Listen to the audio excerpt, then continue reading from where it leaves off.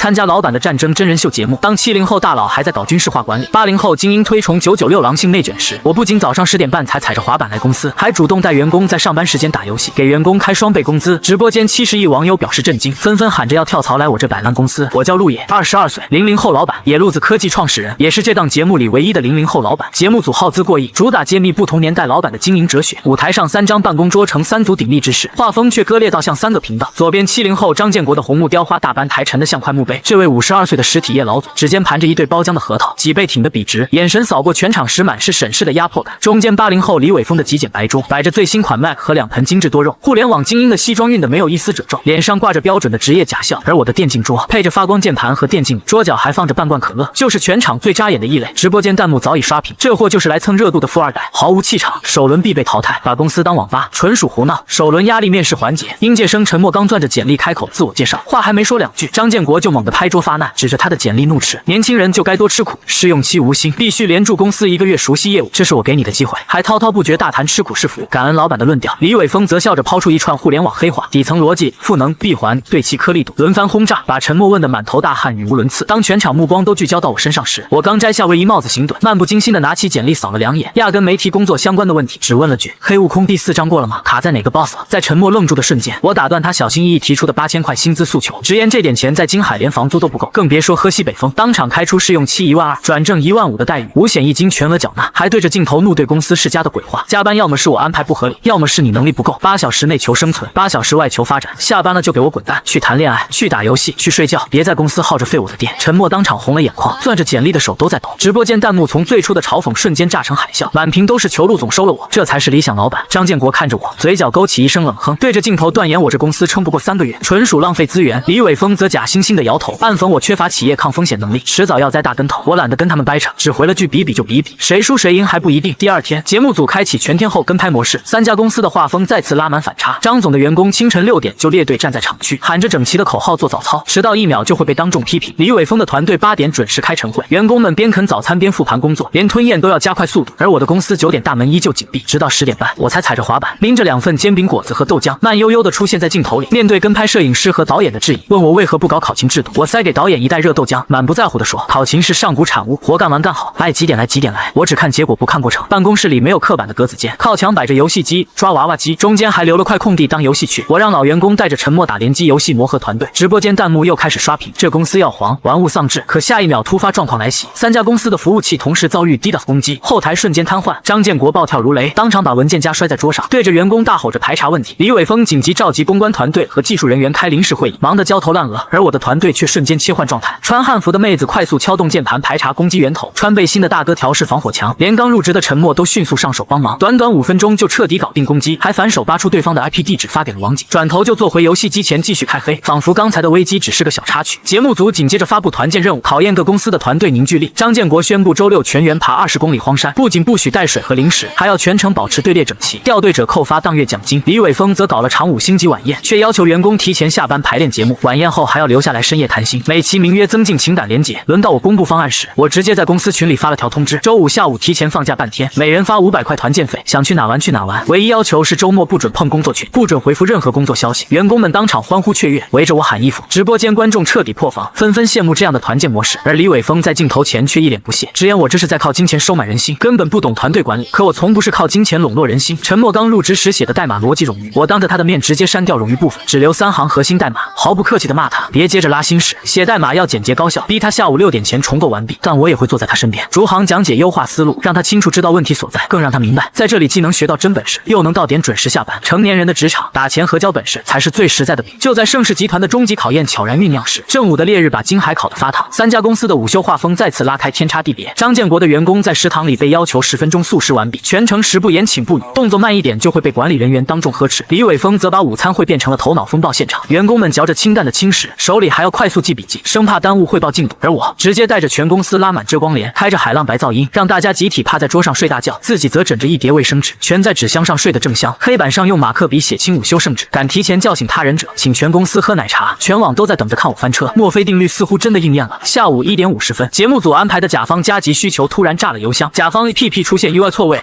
支付接口卡顿问题，要求2小时内修复完毕并上线，否则就取消合作。张建国的员工刚吃完午饭，拖着保障的胃匆忙回到工位改错代码，越急越乱 ，bug 越修越多。李伟峰的团队靠灌咖啡强行续命，还在会议室里纠结修复颗粒度、方案优先级，浪费了大量时间。而我这儿，直到2点整的赛博朋克 BGM 准时炸响，全员3秒内从睡梦中诈尸起身，眼神清明的像淋了冷水，没有一丝刚睡醒的迷糊。我灌了口冰可乐，打的响指发起挑战，谁先牵头修好问题，今晚免掉黑悟空特训，还能点1份豪华夜宵。没有多余的废话，团队瞬间进入心流状态。汉服妹子负责调试 UI 界面，背心大哥排查支付接口漏洞，我溜着电竞椅在各工位间穿梭，精准点拨每一个关键问题，每句话都切中要害。45分钟后，二狗敲下最后一个回车键，不仅彻底修复了所有问题，还顺手优化了 APP 加载动画，让启动速度快了2秒。等张建国那边的系统2次崩溃，员工急得满头大汗。李伟峰忙着给甲方道歉求情时，我们已经围坐在游戏区开黑打黑悟空，我还揪着沉默的闪避失误训话。职场里这0.5秒的迟疑，就是赶不上死线的灾难。当日节目评分，我们组拿下唯一的 S 级，张建国和李伟峰只剩气急败坏的质疑，却拿不出任何反驳的理由。节目热度一路飙升，第2阶段的人才争夺战正式开启。本次的目标是天才程序员01，斯坦福硕士肄业，自主研发的开源框架火遍全球，是各大互联网公司争抢的香饽饽。张建国见到01后，嫌他头发过长，穿着随意，还直言他的开源框架不能直接变现，毫无价值，逼着他先去车间磨3个月，打磨心性再谈工作。李伟峰则抛出丰厚条件，年薪60万加公司期权，却附带严苛的竞业协议和大小周制度，还画了一堆上市蓝图的大饼。轮到我时，我压根没提薪资和发展，直接把01拉到公司的游戏去，指着一台故障的街机说：“能修好它，咱们再谈入职的事。”就这样，2人蹲在地上，头碰头的研究起了那块破电路板。10分钟后，街机成功修好，我才想起面试正事，拉着01走到白板前，几笔就画出他开源框架里的内存漏洞，还抛出一套全新的优化思路。01眼睛瞬间发亮，当场蹲在白板前跪地演算，越算越兴奋。最后我开诚布公，80万现金年薪，无险一金顶格缴纳，无打卡，无周报，无无效会议 ，KPI 只有一个，优化他自己的开源框架。顺带提了句，公司有艺术学院的联谊群，里面全是志同道合的年轻人。01当即答应入职，坦言不是为了高薪，就是为了能安安心心搞技术，为那套未完成的框架找到最优解。李伟峰引以为傲的精英话术和商业大饼，在纯粹的技术共鸣面前彻底一败涂地。季度末数据汇报日，节目组突然抛来10万条杂乱无章的数据清洗任务，要求次日早上8点前完成，准确率必须达到95%以上。张建国为了赶进度，直接锁上公司大门，搞人海战术，让员工对着打印出来的数据逐行核对。有个员工熬到凌晨，直接晕倒在工位上，被紧急送往医院。李伟峰花钱买了专业的 AI 清洗软件，却没想到软件中途崩溃，大半数据丢失，全员被迫通宵救火，重新整理数据。而我下午5点前就写好 Python 脚本，挂在旧电脑上自动运行。01帮忙补充了模糊匹配算法，把纠错率提升到99.9%，剩下的几个顽固 bug，二狗花了5分钟就彻底搞定。晚上8点半，我们收拾好东西，浩浩荡荡去撸串，顺便庆祝01正式融入团队，全程轻松惬意。次日结果公布，我组完成度100%，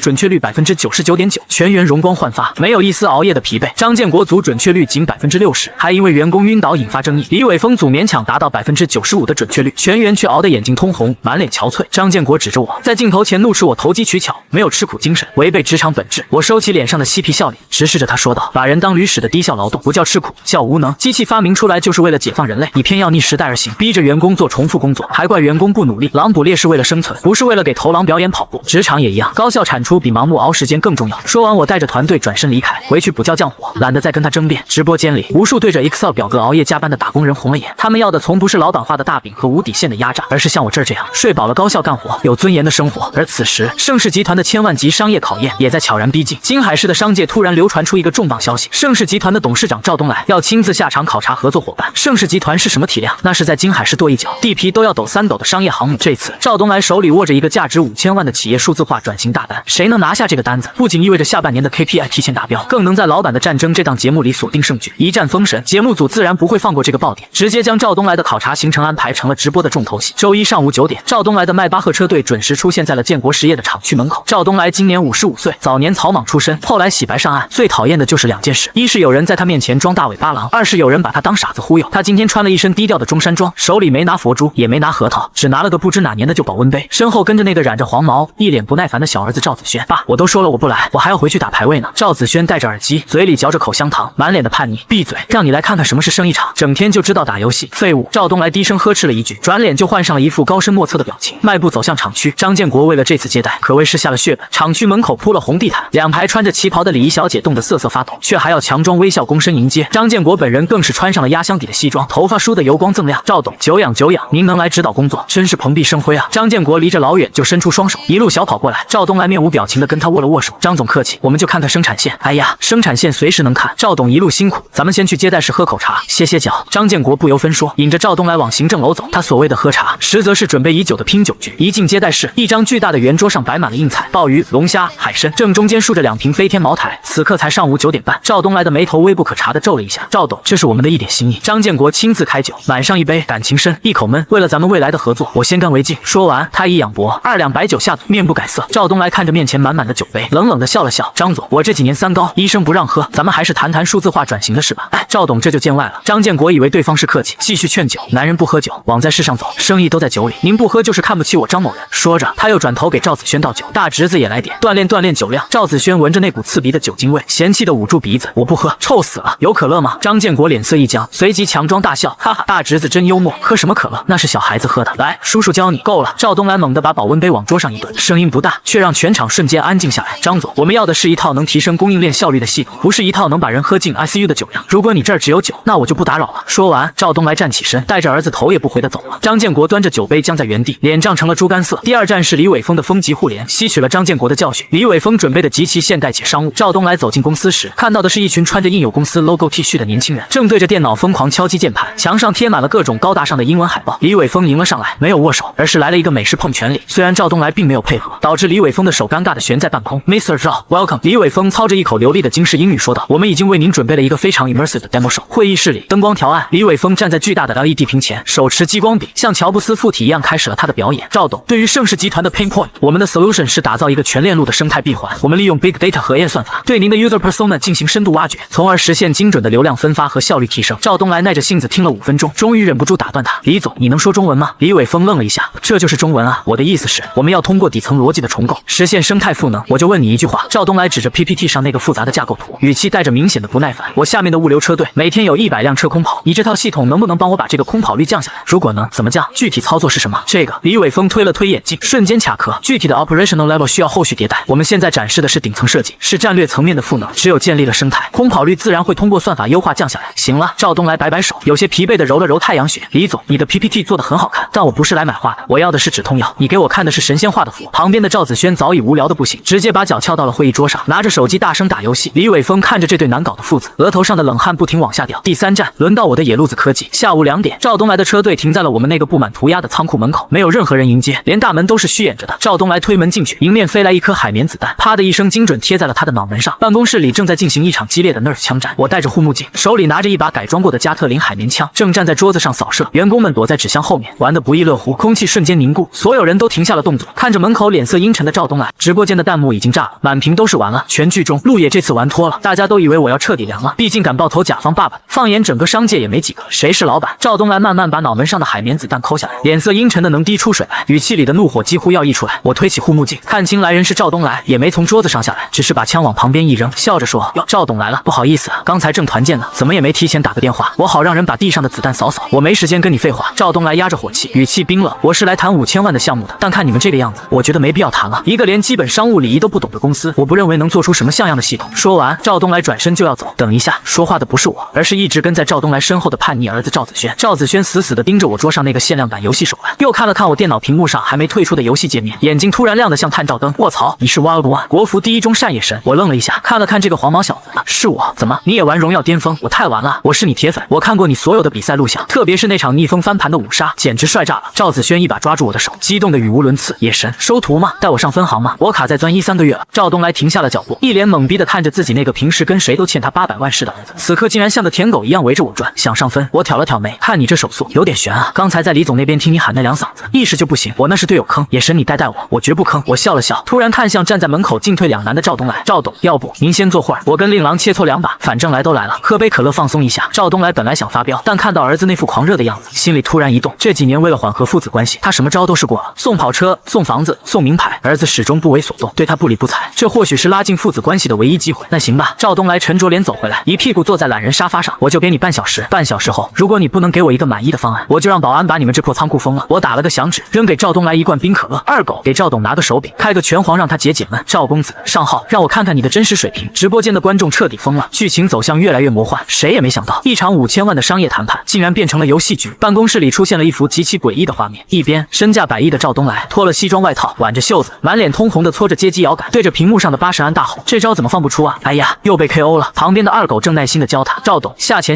拳，这是必杀技，动作的连贯不能停顿。”另一边，我带着赵子轩正在双排往后拉，别冲，草丛里有人。我一边飞快的点击鼠标，一边精准指挥。卧槽，真的有人！野神，你开了透视吗？赵子轩惊呼：“这叫意识！你看小地图，对面打野露头了，这波线他不吃必再蹲你。”我轻描淡写的收掉一个人头，顺便解释道：“这就叫数据分析，游戏和做生意一样，都要懂预判。”20分钟后，游戏结束，赵子轩看着屏幕上那个巨大的 Vic， 激动的差点跪下叫爸爸。服了，彻底服了，野神，以后你就是我亲哥。赵子轩满眼星星。我摘下耳机，伸了个懒腰，转向另一边已经打得满头大汗的赵东来。赵董，玩得咋样？心情好点没？赵东来擦了擦额头上的汗，长出了一口气。虽然被二狗虐得很惨，但这种久违的纯粹的发泄感，让他常年紧绷的神经放松了不少。他看了一眼儿子兴奋的笑脸，眼神复杂。行了，游戏打完了。赵东来恢复了商人的精力，把可乐罐往桌上一放。半小时到了，陆总，你的方案呢？别告诉我你的方案就是带我儿子打游戏。我笑了笑，从椅子上站起来，走到赵东来面前，没有拿 PPT， 也没有拿任何文件，而是直接拿起了赵东来的手机。赵董，如果我没猜错，您这次招标的核心是想解决集团旗下盛世物流 PP 的调度问题，对吧？赵东来一愣，满脸诧异，你怎么知道？我没公开过具体痛点，刚才打游戏的时候，我顺手黑进了，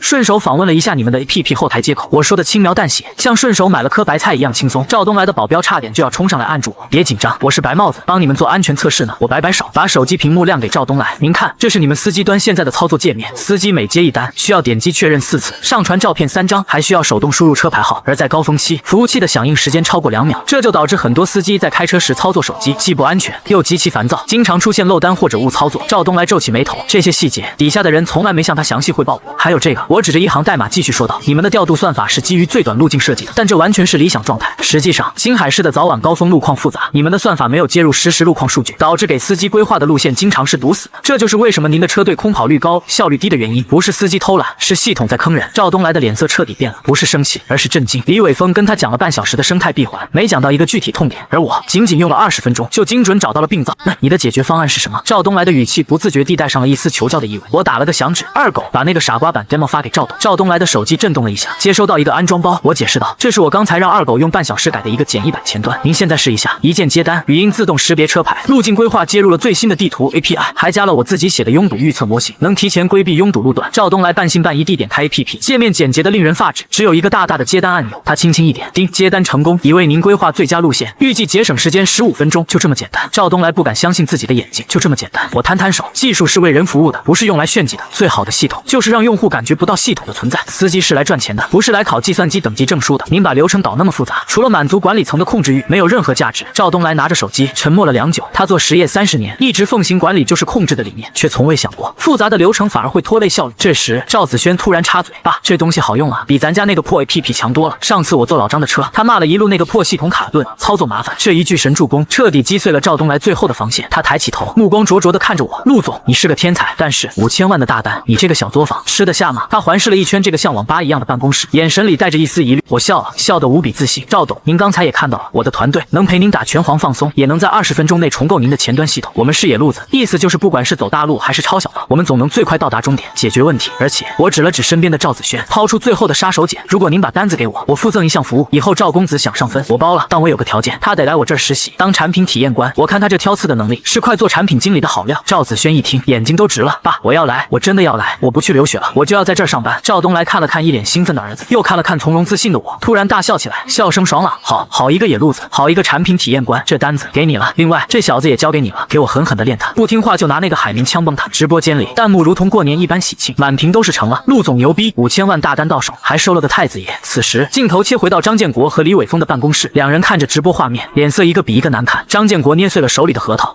这不合规矩，打个游戏就能签合同，这是儿戏。李伟峰则死死地盯着屏幕上的我，眼神阴鸷：“不，这不是儿戏，这是降维打击，这个路演留不得了。”赵东来签单的消息像一颗深水炸弹，在金海市商界掀起了惊涛骇浪。这不仅仅是一个5000万合同的问题，更是一个风向标。传统的九州关系学和精英的 PPT 画饼学，在绝对的技术实战派面前失效了。路野这个名字一夜之间成为了所有00后打工人的精神图腾，也成为了所有传统老板眼中的刺。接下来的几天，野路子科技忙得热火朝天。赵子轩真的来上班了。这位昔日的混世魔王，此刻正拿着测试机对着开发组大呼小叫：“这个按钮反馈太慢了，赶紧改！还有这个颜色太土了，换成赛博紫。”神奇的是，他竟然干得有模有样。在我的调教下，他那股挑剔的劲儿全用在在了产品体验上，找出的 bug 比专业测试员还多。野哥，我爸昨晚回家竟然夸我了。赵子轩一边吃着外卖，一边跟我说，他说我终于干了件人事，谢谢啊，我正在写代码，头也不抬。谢个屁，工资照发，扣掉你昨晚排位送的人头费，一切似乎都在往好的方向发展。然而暴风雨来临前总是异常宁静。周五晚上，一篇名为《揭秘网红老板路野：是用游戏毁掉一代人，还是用技术包装的电子鸦片》的文章突然在各大社交平台刷屏。文章内容极尽抹黑之能事，断章取义截取了直播中我带员工打游戏的画面，配文上班时间公然聚众沉迷游戏，荒废主业，误导青少年，造谣生事。采访了几个所谓的前员工，声称我公司内部管理混乱，经常拖欠工资，且存在通过游戏诱导未成年人消费的嫌疑，人身攻击，暗示我的资金来源不明，甚至造谣我是某黑产大佬的私生子。文章一出，瞬间引爆舆论，不明真相的家长群率先炸锅，纷纷指责我教坏孩子，要求抵制野路子科技和老板的战争。几个被李伟峰买通的100万粉丝职场大 V 也趁机跟进批判，称我的成功只是幸存者偏差，管理模式反制反常识，注定长久不了。一夜之间，我从国民好老板变成了教坏青少年的罪人。公司门口甚至出现了几个激进家长拉横幅抗议。周六早晨，公司里的气氛压抑到了极点，二狗气得直拍桌子，这也太无耻了，全是造谣，我们要告他们，让他们赔偿名誉损失。林一推了推眼镜，手指在键盘上飞舞，我已经在追踪这些水军的 IP 了，大部分来自同一家公关公司，是李伟峰长期合作的黑手套，要不要现在就反击，把证据公之于众？所有人都看向我，等着我拿主意。我坐在椅子上，看着屏幕上那些恶毒的评论，面无表情，手里的可乐罐被捏得嘎吱作响。野哥，说话啊，咱们不能就这么忍了。赵子轩急得脸红脖子粗，我这就让我爸发声明，帮你澄清。别动，我终于开口了，声音冷静的可怕。我站起身，走到窗前，看着楼下拉横幅抗议的人群。这时候发声明，没人会信，他们既然敢泼脏水，就做好了万全的准备，只会越描越黑。而且这次不仅仅是舆论战，他们的目标是断我们的后路。话音刚落，节目组导演就匆匆跑进来，满头大汗。陆总，不好了，刚才赞助商打来电话，说因为舆论压力太大，要求节目组暂停对你们公司的直播镜头，甚至考虑让你们退赛。凭什么？全体员工怒吼起来，满脸的愤怒与不甘。我摆了摆手，示意大家安静，转头看向导演，退赛可以，但我有个要求，明晚是节目组的周汇报直播，我要在那时候当着全网观众的面做最后一次陈述，如果那时候观众还要我滚，我自己滚出节目。导演犹豫了一下，看着我坚定的眼神，最终点了点头。好，我帮你争取，但你有把握吗？我嘴角勾起一抹冷笑，带着3分不屑7分张狂。把握？我从来不打有把握的仗，我只打必赢的仗。我转身看向林一和二狗，兄弟们，别写代码了，今晚通宵，给我干个大活。既然他们说我是电子鸦片，那我就让他们看看什么是真正的技术和打击。我看向身边的太子爷赵子轩，回家把你爸那套最高清的直播设备搬来，再问问你爸，盛世集团的法务部能不能借我用1晚，算加班费。赵子轩兴奋地搓手，得令，早就想看那2个老帮菜倒霉了。此时在城市的另一端，张建国和李伟峰正在一家高档会所里庆祝，哈哈哈哈！李总，这招杀人诛心果然厉害。张建国红光满面，端着酒杯一饮而尽，这下那小子彻底翻不了身了。李伟峰摇晃着红酒杯，优雅的微笑。舆论是一把双刃剑，他既然喜欢玩流量，那我们就让他死在流量里。年轻人终究还是太嫩了。然而他们并不知道，自己惹到的不是一只待宰的羔羊，而是一头还没完全苏醒的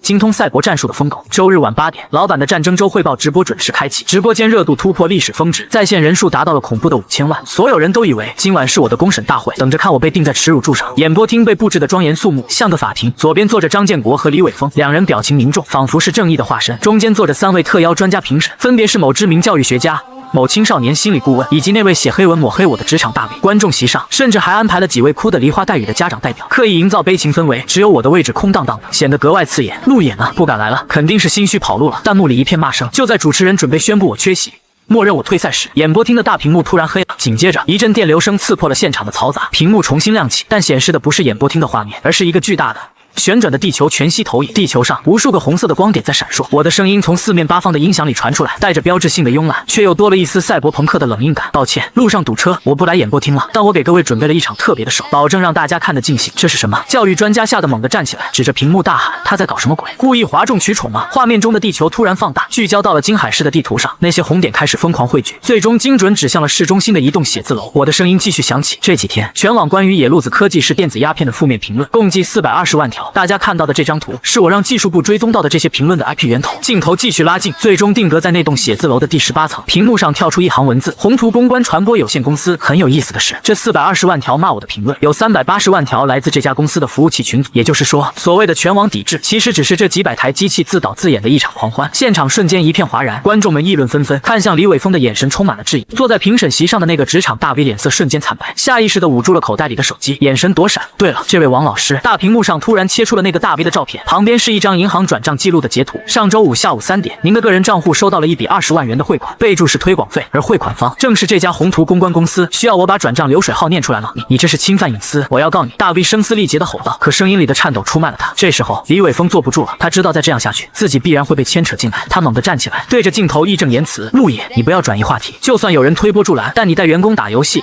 开发游戏让青少年沉迷，这也是事实。你这种企业就没有存在的社会价值。社会价值！我的声音带着一丝嘲讽，屏幕上的画面再次切换，这次出现的不再是冷冰冰的数据，而是一段温暖的视频。画面中是一个偏远山区的教室，孩子们正戴着简易的 VR 眼镜，手舞足蹈地比划着。他们在玩游戏吗？不，他们在解剖一只虚拟青蛙。这是我们公司开发的生物实验室 VR 教学软件。因为山区学校条件艰苦，没有足够的实验器材，我特意让团队用游戏引擎开发了这套系统，让孩子们能在虚拟世界里安全地进行物理、化学、生物实验。画面逼真，操作硬核，而且完全免费。画面再切，是一家医院的手术室，一位年轻的实习医生正在对着屏幕操作机械臂，屏幕上显示的是一颗跳动的心脏。这不是真手术，而是基于黑悟空同款虚幻五引擎开发的外科模拟器。以前培养一个外科医生需要无数次活体实验，成本极高，还存在风险。现在他们可以在我们的系统里失败1000次。10000次，只为了在真正的病人身上能成功一次，挽救一条生命。我的旁白变得低沉有力，直击人心。画面最后定格在洪水救援现场，一架无人机在复杂的废墟中快速穿梭，精准搜寻幸存者。操作无人机的正是我们公司那个喜欢穿汉服的妹子，她手里拿的不是专业的遥控器，而是一个普通的 Xbox 游戏手柄。我们优化了无人机飞控系统，操作逻辑和赛车游戏完全一致，这让救援队的培训时间从3个月缩短到了3天。只要会玩游戏，就能快速上手操作，参与救援。视频结束，屏幕上打出一行字：技术本无罪，傲慢才是原罪。演播厅死一般的寂静，刚才还在哭诉的家长代表，此刻呆呆地看着屏幕上那些山区孩子的笑脸，眼泪不自觉地止住了。那个叫嚣着批判我的教育专家，张着嘴，半天说不出一句话，满脸的羞愧。这时，演播厅的大门被推开了，我带着团队走了进来，我手里拿着一罐冰可乐，身后跟着赵子轩、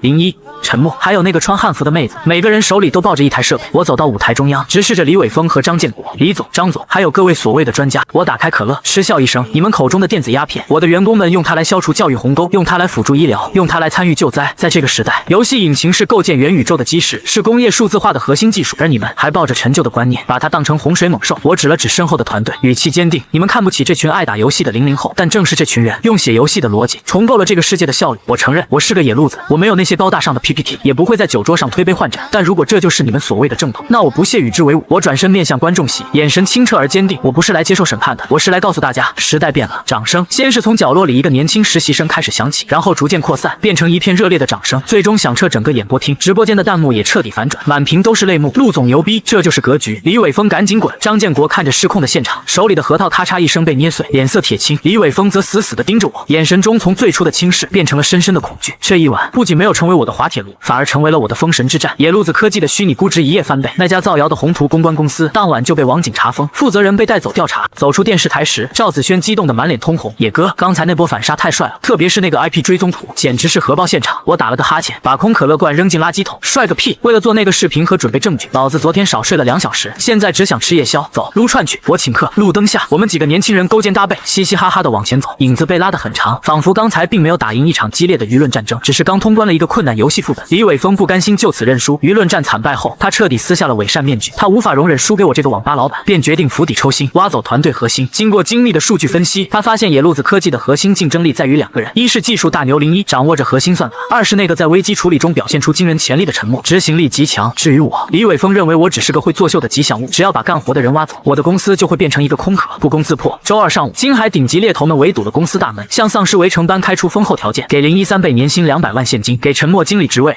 配车配房，给二狗50万签字费。我坐在办公室里，透过百叶窗看着这一幕，嘴里叼着棒棒糖，依旧慢悠悠的写代码。赵子轩急得团团转，野哥，你还有心思吃糖？李伟峰这是要拆咱们的台啊！200万年薪，我都心动了。你快去阻止他们！我却满不在乎，腿长在他们身上，想走就走呗。职场本来就是双向选择，如果觉得那边的饼更香，强留也没意思。而且我也想看看我这帮兄弟值多少钱。此时楼下的咖啡厅里，李伟峰包下了整个咖啡厅，他微笑着把合同递给01。累，我知道你是技术天才，在那个旧仓库里，你的才华被埋没。这是 CTO 的职位，年薪200万，期权另算，我给你配备50人的技术团队，你想做什么项目都可以。200万对出身农村的01而言是天文数字，他指尖摩挲着合同，沉默良久才开口：李总，我想问个问题，如果一段代码写得很烂但能跑，重构要花3天，还会影响上线进度，我该怎么办？李伟峰愣了愣，随即摆出职业姿态，当然是先上线 ，Business is priority， 代码烂点没关系，能赚钱就行，我们可以后续再优化。虽然通常没有后续。01笑了，释然的把合同推回，这就是我不能去的原因。在野哥那儿，写烂代码会被他骂，但他会陪我通宵重构，直到代码像诗一样优雅。对他来说，技术不只是工具，更是尊严。他指了指自己的洞洞鞋，而且我脚汗重，穿不惯皮鞋，也不想每天西装革履装样子，在这儿穿拖鞋上班挺好。与此同时，张建国也在拉拢陈默，满脸爹味的说教：小陈啊，你那个老板太不靠谱，整天就知道玩，来叔叔这儿，我教你做管理。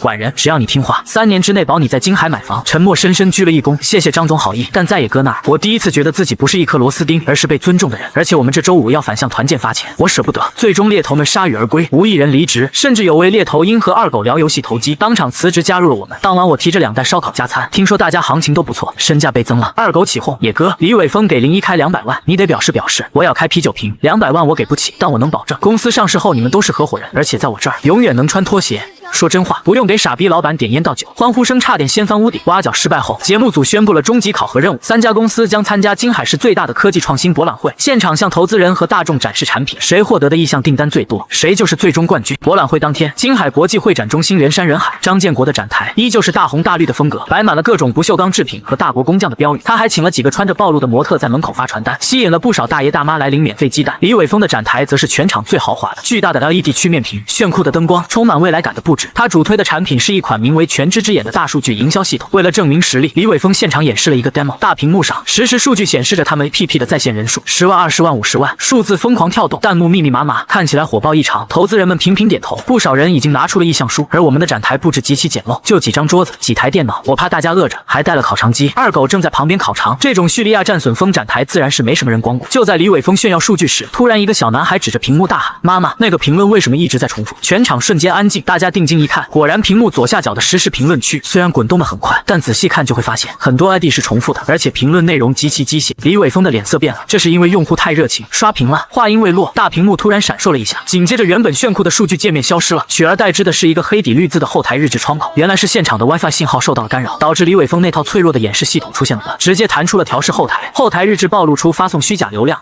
自动评论的代码，全场哗然，投资人们的脸色瞬间变得比锅底还黑，愤怒的撕碎了意向书。李伟峰慌了，拼命按遥控器想关掉屏幕，但系统死机了。他语无伦次的辩解：误会，这是测试数据，这是黑客攻击。人群中传出一声冷笑，我拿着半根烤肠走过去，直接戳穿他：你用的这个刷量脚本，好像是3年前 GitHub 上那个开源的低级版本吧，连变量名都没改。你要是真想造假，好歹找01帮你写个高级点的，这种一眼假的玩意儿，我都替你丢人。随后我走到自己那几台破电脑前，展示起我们的真实数据：生物实验室日活3万，物流系统帮盛世集团节省1200万成本，游戏服务器50万真人，并发且反外挂全网最严。我指着那些并不惊艳但真实的令人发指的数据，我们不生产水军，我们只生产代码。我们的数据可能不好看，但这上面的每一个数字都是这帮兄弟一个个敲出来的，每一个用户都是因为好玩好用才留下的。这时，一位白发苍苍的老者从人群中走出来，颤抖着手戴上了 VR 眼镜。他是金海市科技协会的会长，也是业界的泰斗。10分钟后，他摘下眼镜，眼里含着泪光。好啊，这才是科技该有的温度。老者紧紧握住我的手，当场决定投1000万天使轮，条件是软件永远对贫困山区免费。我爽快答应，露出灿烂的笑容。这一刻胜负已分，我们的展台瞬间被投资人包围。然而就在所有人都沉浸在胜利的喜悦中时，谁也没注意到瘫在地上的李伟峰，眼中闪过毁灭般的疯狂。他悄悄拿出手机，拨通了一个境外的号码。喂，我要举报野路子科技的核心代码涉嫌窃取国家机密。次日清晨，3辆执法车停在公司门口，领头的是市网络安全局的调查科长老陈，紧随其后的是几个穿着白大褂的技术专家，称有人举报我们的物流算法窃取涉密架构，向境外传敏感数据。李伟峰得意的在旁扇风，说安装包里有加密幽灵代码，每2小时向海外 IP 传数据。正在吃煎饼果子的我愣了一下，嘴角的葱花还没擦干净，我就写个代码，怎么还跟间谍扯上关系了？二狗和01想冲上来理论，被我拦住了。既然李总这么懂技术，那咱们就当场验验，让专家来审代码。调查组迅速接管了公司的服务器，几位专家连上特制的解密设备，开始对那段涉嫌违规的核心代码进行逆向工程。结果发现，所谓幽灵代码解开后却是橘猫树中指的 GIF 动图，注释写着看到这话说明你太无聊，找个班上。李伟峰的脸色瞬间变了，坚称这是障眼法，核心数据肯定藏在图片后面。然而直到最后一层防护被解开，才发现代码是向 Steam 服务器发送请求，原是我写的自动签到脚本，每隔2小时同步服务器状态，正常则帮我领取游戏签到奖励。加密只是为了防火墙拦截，但李伟峰仍不死心。那物流调度算法呢？那个核心架构怎么解释？那明明是国家某研究所2年前立项的天网项目的思路。我挠了挠头解释，2年前曾以 Wild One 的 ID 在开源社区发帖分享过这套优化伪代码。01随即调出2023年的发帖快照，而该研究所项目2024年才立项。老陈看着证据，眼神变得古怪起来。不是他偷了研究所的，而是现在的行业标准。其实是他在2年前玩剩下的。李伟峰彻底崩溃，他以为抓住了我的死穴，结果却挖出了我的大神马甲，真相大白。接下来老陈还发现李伟峰 U 盘含木马病毒，涉嫌诬告陷害与非法入侵，当场将其带走。李伟峰被架走时嘶吼着不服，质问为何吊儿郎当的我能赢。我咬着凉掉的煎饼果子回答，因为你把代码当成权术，而我把代码当成玩具，玩具永远比权术纯粹。警笛声远去，办公室爆发出欢呼，窗外雨停，一道彩虹落在仓库屋顶，宛如加冕的皇冠。老板的战争最终回直播地点，选在了京海市最大的金色大厅，灯光璀璨，媒体云集。这场对决早已超越真人秀范畴，成了新旧职场价值观的终极较量。大屏幕上，李伟峰的风极互联 logo 已成灰色，他因商业犯罪被强制退赛，公司进入破产清算，只剩张建国的建国实业与我的野路子科技对决。主持人宣布评判标准：商业利润率与员工幸福指数综合得分。张建国自信满满的坚守实业底气。数据公布，建国实业季度营收 1.5亿元，净利润仅300万元，利润率 2%， 员工离职率却高达 45%， 全场哗然。张建国急忙辩解实业成本高，肩负社会责任，言语间满是窘迫。轮到我的数据时，卡通猫 logo 跃然屏幕。野路子科技营收5800万元，净利润4200万元，利润率 72.4%， 离职率 0%。现场瞬间炸开，财经记者纷纷起身质疑水分。我坐在自带的电竞椅上起身，淡淡解释：张总50人的行政团队只消耗价值，我这行政全靠 AI， 无考勤，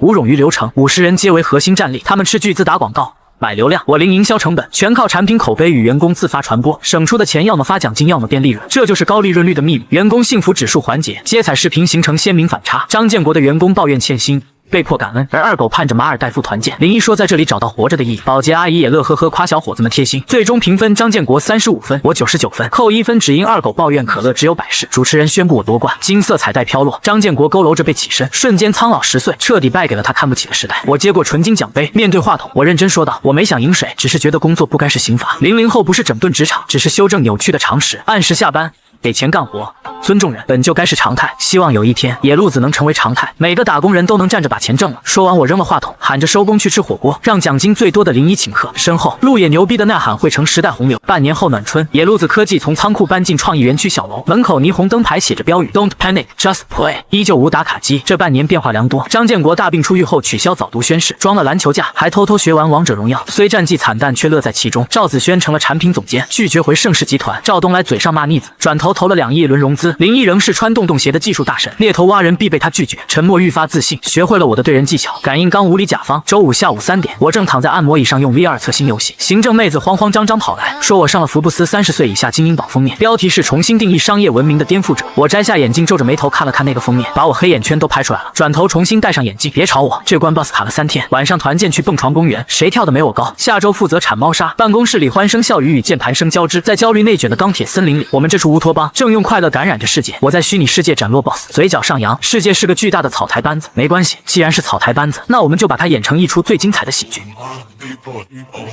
My people didn't know that I mean for you.